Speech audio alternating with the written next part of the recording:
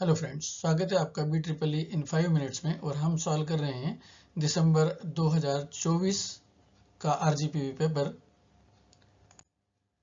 Question number 3B 7 number का question है। A three phase balance system supplies 110 volt to a delta connected load whose phase impedance is equal to 3.54 plus j 3.54 ohm.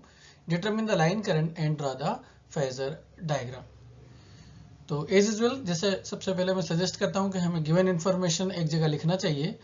तो given information है three phase balance system, supply voltage 110 volt है, load हमारा delta connected है और phase impedance 3.54 plus j 3.54 ohm. जब भी हम star और डेल्टा कनेक्टेड सिस्टम का न्यूमेरिकल सॉल्व करें तो सबसे पहले उसके फार्मूले लिख लेना चाहिए। सो डेल्टा कनेक्शन का फार्मूला होता है 3-फेज सिस्टम में कि line voltage is always equal to phase voltage and line current is √3 times of phase current. और सारी जो कैलकुलेशन होती है वो फेज के टर्म्स में होती है। तो क्योंकि V line equal to V phase है और वी लाइन हमें गिवन है 110 वोल्ट, तो इस प्रकार से वी फेज भी हो जाएगा 110 वोल्ट।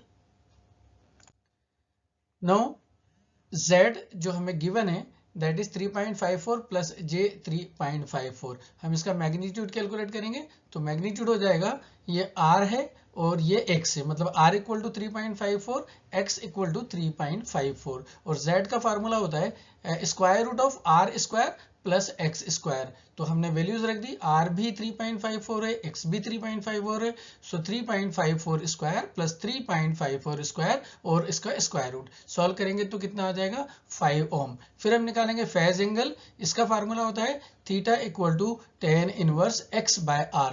ये x की वैल्यू है और ये r की वैल्यू है और दोनों सेम है। तो 3.54 divided by 3.54, it means tan inverse 1 which is equal to 45 degree. It means Z equal to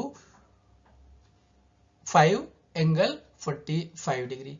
अब हमें फेज करंट कैलकुलेट करना है।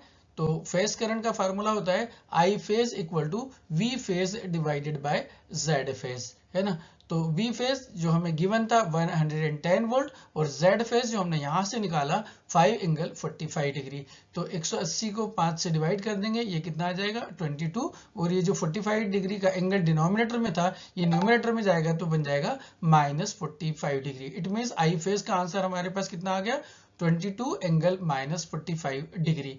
अब इसको हम लाइन में कन्वर्ट करेंगे क्योंकि हमसे लाइन करंट पूछा गया था और डेल्टा कनेक्शन के लिए लाइन करंट का फार्मूला होता है I line equal to √3 times of I phase. और आई फेज की वैल्यू जो 22 एम्पियर आई थी वो हमने यहाँ पर पुट कर दी। तो IL क्या हो जाएगा √3 multiplied by 22 comes out to be 38.1 ampere.